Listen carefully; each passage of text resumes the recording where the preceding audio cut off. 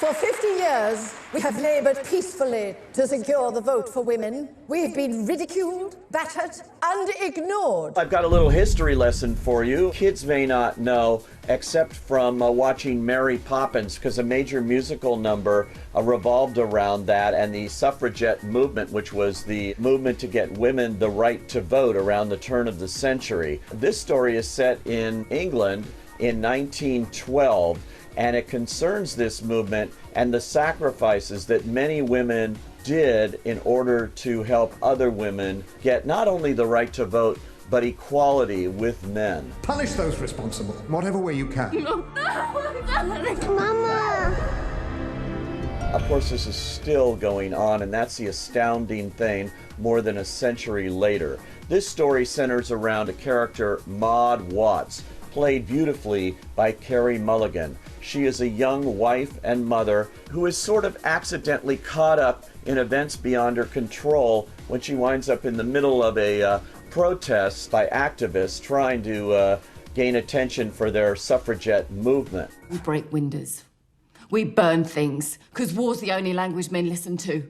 Because you've beaten us and betrayed us and there's nothing else left. This leads to activism on her part and all kinds of trouble. She and several other key women here really fight the fight, and it's a touching, moving, and enlightening movie here from writer Abby Morgan and director Sarah Gavron. It's also got an all-female producing team too. Gavron and Morgan made a terrific film in 2008 called Brick Lane that I'm a big fan of, and this film does not disappoint either.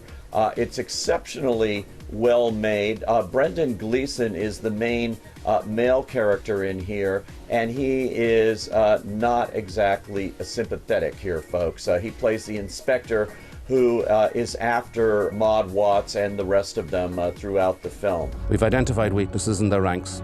We're hoping one of them will break. The performances are exceptional. Carey Mulligan, as always, is wonderful in this title role. I really liked Helena Bonham Carter. She plays a pharmacist in the film. And I was touched by Anne Marie Duff's role as Violet Miller. Meryl Streep is prominently in the ads for this movie. She plays the founder of the movement, Emmeline Parkhurst.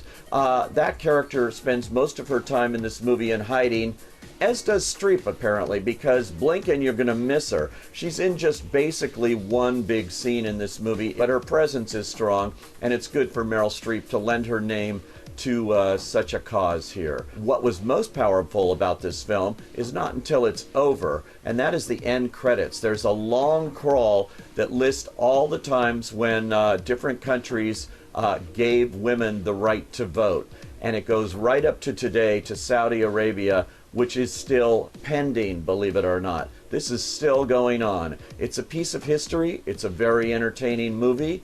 I say, go.